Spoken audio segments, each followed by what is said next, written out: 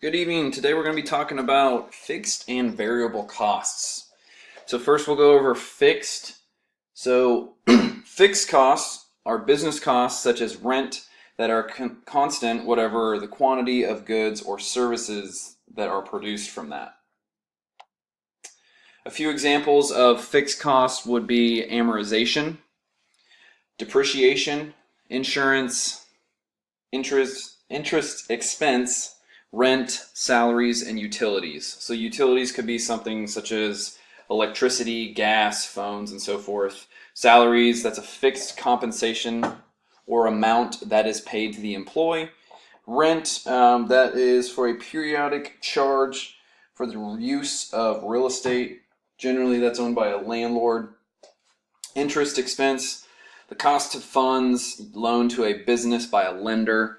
Insurance, that's a periodic charge that is an insurance contract. Depreciation, that is a tangible asset. And then amortization, that's an intangible asset.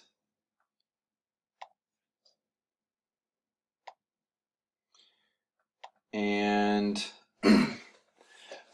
continuing on with the fixed costs, accounting break-even analysis involves the determining of the level of sales necessary to cover total fixed costs. This is both cash fixed costs and depreciation.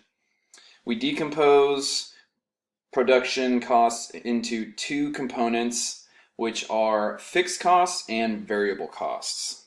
So fixed costs again, or indirect costs, do not vary directly with sales revenue, but instead remain constant despite any change to the business. They can be divided into fixed operating costs before depreciation and depreciation itself.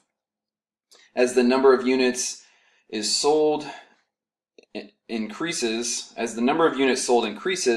fixed costs per unit decreases because the fixed costs are spread over large quantities of output.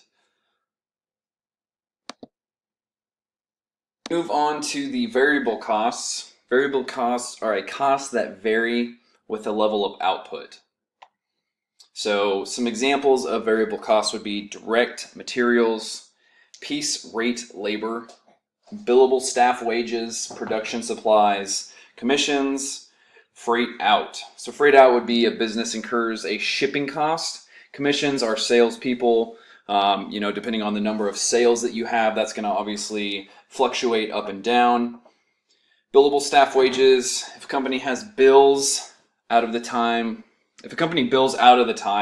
of its employees, and those employees are only paid if they work billable hours. Production supplies, that's things like machinery oil and basically consumables. Piece rate labor is the amount paid to the workers for every unit completed. And then direct materials, that's going to be mostly and purely variable costs of all. And then as far as variable costs are direct costs.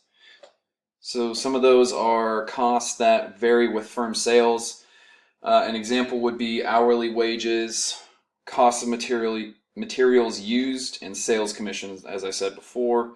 Variable costs per unit remain the same regardless of the level of output. If 0 units are produced, total variable costs will be equal to 0.